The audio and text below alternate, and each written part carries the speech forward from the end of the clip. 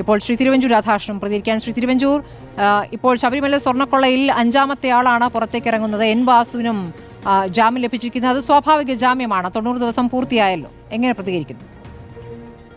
സാധാരണഗതിയിൽ സ്വാഭാവിക ജാമ്യം എന്ന് പറയുന്നത് കോടതിയിൽ വാദിച്ചെടുക്കുന്ന ജാമ്യമല്ലല്ലോ, കോടതി മനസ്സറിഞ്ഞു കൊടുക്കുന്ന ജാമ്യമല്ലല്ലോ.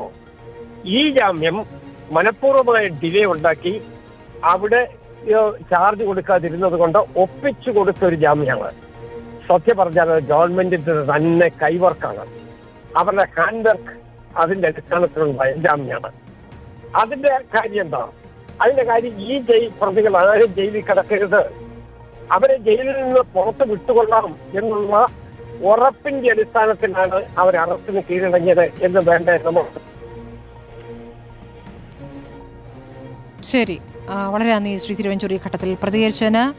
സ്വാഭാവിക ജാമ്യം തേടി എൻ വാസുവും പുറത്തേക്ക് ഇറങ്ങുമ്പോൾ കേസിൽ പുറത്തിറങ്ങുന്ന അഞ്ചാമത്തെ ആളാവുകയാണ് എൻ വാസു എന്നുള്ളതാണ്.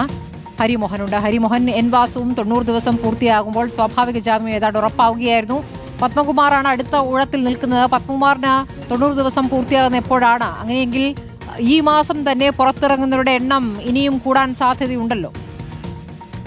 ഉറപ്പായിട്ടും സ്മൃതി, ഈ 18-ാം തീയതിയാണ് പത്മകുമാറിന്റെ ആദ്യത്തെ കേസിലെ അറസ്റ്റിന് 90 ദിവസമാകുന്നത്. പക്ഷേ അതും കഴിഞ്ഞ് ഒരാഴ്ച കൂടി കഴിഞ്ഞിട്ടാണ് രണ്ടാമത്തെ കേസിൽ ജയിലിലെത്തി അറസ്റ്റ് ചെയ്യുകയായിരുന്നു. അതുകൊണ്ട് ഈ മാസം അവസാനമാകുമ്പോഴേക്കും മാത്രമേ 2 കേസുകളിലായി ജാമ്യം ലഭിച്ചുകൊണ്ട്, സ്വാഭാവിക ജാമ്യം ലഭിച്ചുകൊണ്ട് പത്മകുമാറിന് പുറത്തേക്കിറങ്ങാൻ കഴിയുകയുള്ളൂ. പക്ഷേ അപ്പോൾ പോലും കുറ്റപത്രം എന്തായാലും സമർപ്പിക്കാനുള്ള സാധ്യത തീരെ ഇല്ല എന്നുള്ളത് തന്നെയാണ് നമുക്ക് മനസ്സിലാക്കുന്നത്. ഈ മാസം അവസാനത്തോടു കൂടിയോ അടുത്ത മാസം ആദ്യത്തോടു കൂടിയോ മാത്രമായിരിക്കും കുറ്റപത്രം എന്ന് പറയുമ്പോൾ പോലും ഈ മാസം അവസാനത്തോടെ അങ്ങനെ ഒരു അത്ഭുതം സംഭവിക്കാനുള്ള സാധ്യതയില്ല എന്ന് തന്നെയാണ് നമുക്ക് SIT-യുമായി ബന്ധപ്പെടുമ്പോൾ മനസ്സിലാക്കുന്നത്. കാരണം അതിന് ഒട്ടേറെ നടപടിക്രമങ്ങൾ ഇനിയും പൂർത്തീകരിക്കേണ്ടതുണ്ട്. അതിന് ആദ്യം വേണ്ടത് ശാസ്ത്രീയ പരിശോധനാ ഫലമൊക്കെ ഇനി നടത്തി അതിൻ്റെ ഫലം വരേണ്ടതുണ്ട്. കാരണം അത് നാളെ സാമ്പിൾ ശേഖരിക്കാൻ പോകുന്നത് മാത്രമേ ഉള്ളൂ. ആ സാമ്പിൾ ശേഖരിച്ചുകൊണ്ട് അത് ലാബിലേക്ക് അയക്കണം. ആ ലാബ് 3 എണ്ണമാണ് ഓപ്ഷനായി കൊടുത്തിരിക്കുന്നത്.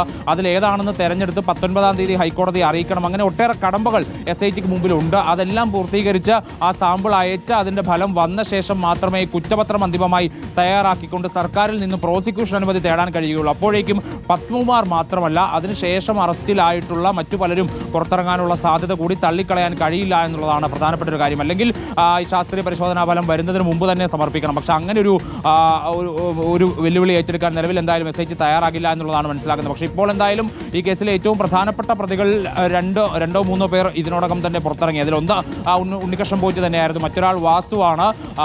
അങ്ങനെ ഈ 2 പേർ ഈ കേസിലെ ഏറ്റവും നിർണായക കണ്ണികളാണെന്നുള്ള കാര്യത്തിൽ സംശയമില്ല. മുരാരി ബാബുവും സുധീഷ് കുമാറും ഒക്കെ രേഖകൾ തിരുത്തുന്നതിൽ പ്രധാനപ്പെട്ട പങ്ക് വഹിച്ചു എന്നുള്ളത് SIT നേരത്തെ തന്നെ പറഞ്ഞതാണെങ്കിൽ പോലും അതിന് നിർദ്ദേശം നൽകിയിട്ടുള്ളത് എൻ വാസുവാണ് എന്നുള്ള ഒരു പ്രധാന മൊഴിയുടെ അടിസ്ഥാനത്തിലാണ് വാസുവിന്റെ അറസ്റ്റിലേക്ക് അന്ന് കാര്യങ്ങൾ എത്തിയത്. അതായത് ഈ ചെമ്പെന്ന് രേഖപ്പെടുത്താൻ വേണ്ടിയുള്ള മഹസറിലടക്കം രേഖപ്പെടുത്താൻ വേണ്ടിയുള്ള നിർദ്ദേശം നൽകിയത് മുകളിൽ നിന്നാണ് എന്ന് ആദ്യം പറഞ്ഞത് ഈ കഴിഞ്ഞ ദിവസം സ്വാഭാവിക ജാമ്യം ലഭിച്ച് പുറത്തിറങ്ങിയിട്ടുള്ള സുധീഷ് കുമാറാണ്. സുധീഷ് കുമാറും CPM-മായി വളരെ അടുത്ത ബന്ധമുള്ള വ്യക്തി തന്നെയാണ്. പക്ഷെ അന്ന് സുധീഷ് കുമാർ പറഞ്ഞ മൊഴിയുമായി ബന്ധപ്പെട്ടുകൊണ്ട് നടത്തിയ അന്വേഷണമാണ് അത് മുകളിൽ നിന്ന് പറഞ്ഞയാൾ ദേവസ്വം കമ്മീഷണർ ആയിരുന്ന വാസുവാണ് എന്നുള്ളത് SIT-ക്ക് ബോധ്യപ്പെടുകയും പിന്നീട് അറസ്റ്റ് രേഖപ്പെടുത്തുകയും ചെയ്യുന്നത്. ദ്വാരപാലകപാളികളുമായി ബന്ധപ്പെട്ടുകൊണ്ട് തനിക്ക് ബന്ധമില്ല എന്ന് വാസു പറഞ്ഞതിൽ പിന്നീട് SIT അന്വേഷണം നടത്തിയപ്പോൾ വാസുവിന് എതിരായിട്ട് അത്തരം തെളിവുകളൊന്നും തന്നെ കണ്ടെത്താനായിരുന്നില്ല. പക്ഷെ കട്ടിളപ്പാളി കേസിലാണ് ഈ പറയുന്ന തരത്തിലുള്ള നിർദ്ദേശം കൃത്യമായി പോയിരുന്നുവെന്നും ആ നിർദ്ദേശം അനുസരിച്ചാണ് ദേവസ്വം ബോർഡിലെ ഉദ്യോഗസ്ഥർ എല്ലാവരും തന്നെ അന്ന് പ്രവർത്തിച്ചിരുന്നതും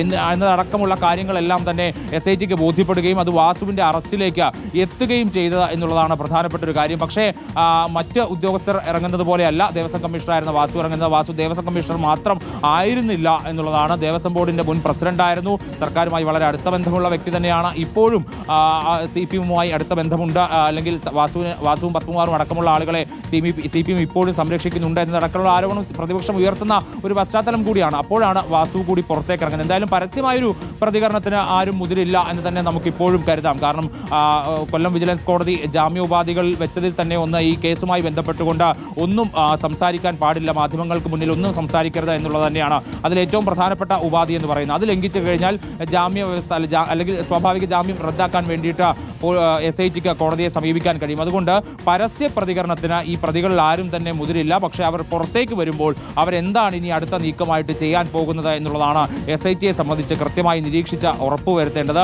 മറുവശത്ത് ED കാത്തു നിൽപ്പുണ്ട്. ED അനധികൃതമായി സ്വത്ത് സമ്പാദിച്ചിട്ടുള്ള സ്വർണ്ണക്കൊള്ള കേസിലെ പ്രതികളെ എല്ലാവരെയും തന്നെ കൃത്യമായി വിളിച്ചു വരുത്തുന്നുണ്ട്, ചോദ്യം ചെയ്യാൻ വേണ്ടി തയ്യാറെടുക്കുന്നുണ്ട്. ഒരുപക്ഷെ അറസ്റ്റിലേക്ക് തന്നെ ഭാവിയിൽ പോകാനുള്ള സാധ്യത കൂടിയുണ്ട്.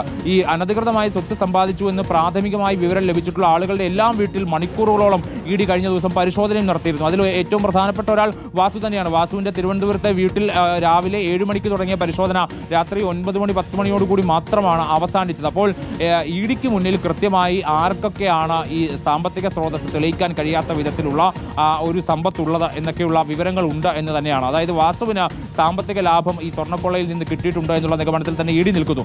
SIT എങ്ങനെയാണ് അതിനെ കാണുന്നത് എന്നുള്ളത് ഈ കുറ്റപത്രം സമർപ്പിക്കുന്ന ഘട്ടത്തിൽ മാത്രമാണ് നമുക്ക് അറിയാൻ കഴിയുക. എന്തായാലും SIT ഒരു കാര്യം ഉറപ്പിച്ച് വാസുവിന്റെ കാര്യത്തിൽ പറയുന്നുണ്ട്. ഗൂഢാലോചനയിൽ പങ്കെടുത്തു, ഉദ്യോഗസ്ഥർക്ക് നിർദ്ദേശം നൽകി, സ്വർണ്ണക്കൊള്ളയ്ക്ക് വേണ്ടി ഉണ്ണികൃഷ്ണൻ പോറ്റിയുടെ കൈകളിൽ ഈ കട്ടിളപ്പാളി കൊടുത്തുവിടാൻ വേണ്ടിയുള്ള എല്ലാ സഹായങ്ങളും ചെയ്തു നൽകി എന്നുള്ളത് തന്നെയാണ് വാസുവിനെതിരായിട്ടുള്ള കുറ്റം. ഈ കേസിൽ മെറിറ്റിന്റെ അടിസ്ഥാനത്തിൽ ഇവർക്ക് ആർക്കും ജാമ്യം ലഭിച്ചിട്ടില്ല എന്നുള്ളത് കൂടി ശ്രദ്ധേയമാണ്. അതിലാകെ ഉണ്ടായിരുന്ന ശ്രീകുമാറാണ്. ശ്രീകുമാറിന് മുൻ അഡ്മിനിസ്ട്രേറ്റീവ് ഓഫീസറായിട്ടുള്ള ശ്രീകുമാറിനെതിരെ ഗുരുതരമായിട്ടുള്ള കുറ്റങ്ങളൊന്നും തന്നെ നിലവിൽ ഈ ജാമ്യാപേക്ഷ കൊടുക്കുന്ന സമയത്ത് സമർപ്പിക്കാൻ SITക്ക് കഴിഞ്ഞില്ല. അതുകൊണ്ട് ശ്രീകുമാറിന് ജാമ്യം ലഭിച്ച് പുറത്തേക്ക് പോകാൻ കഴിഞ്ഞു. പക്ഷേ മുരാരി ബാബു ആയാലും സുധീഷ് കുമാർ ആയാലും വാസു ആയാലും ഇവരുടെ ഒന്നും സ്വാഭാവിക ജാമ്യം മെറിറ്റിന്റെ അടിസ്ഥാനത്തിലല്ല, മറിച്ച് കുറ്റപത്രം എന്നുള്ള ഒരൊറ്റ കാര്യം മുൻനിർത്തിക്കൊണ്ട് മാത്രമാണ് ഇവർക്കൊക്കെയും ജാമ്യം ലഭിക്കുന്ന ഒരു നിലയിലേക്കൊക്കെ കാര്യങ്ങൾ എത്തിയത് എന്നുള്ളതാണ്. എന്തായാലും വാസു ഇപ്പോൾ തിരുവനന്തപുരം സെൻട്രൽ ജയിലിൽ കഴിയുകയാണ്. ചില ആരോഗ്യ പ്രശ്നങ്ങൾ ഉള്ളതുകൊണ്ടാണ് സെൻട്രൽ ജയിലിൽ ഈ ഡോക്ടർമാരുടെയൊക്കെ സൗകര്യമുള്ളത് കൊണ്ട്, വിദഗ്ധ സേവനം ഉള്ളത് കൊണ്ട് അങ്ങോട്ടേക്ക് മാറ്റിയത്. നേരത്തെ സ്പെഷ്യൽ സബ് ജയിലിലായിരുന്നു. ഇനിയിപ്പോൾ എന്തായാലും ആ പ്രശ്നമില്ല. ജയിലിൽ നിന്ന് വൈകുന്നേരം ഒരു 6 മണിയോടുകൂടി വാസു പുറത്തേക്ക് ഇറങ്ങുമെന്നുള്ളതാണ് നമ്മൾ കരുതുന്നത്. കൃത്യമായി ജാമ്യം ഉത്തരവ് എത്തിക്കഴിഞ്ഞാൽ 6 മണിയോടുകൂടി തന്നെ പുറത്തിറങ്ങും എന്നുള്ളതാണ്. അങ്ങനെയാണെങ്കിൽ ഉണ്ണികൃഷ്ണൻ പോറ്റി, മുരാരി ബാബു, സുധീഷ് കുമാർ, വാസു 4 പേർ സ്വാഭാവിക ജാമ്യം ലഭിച്ചു.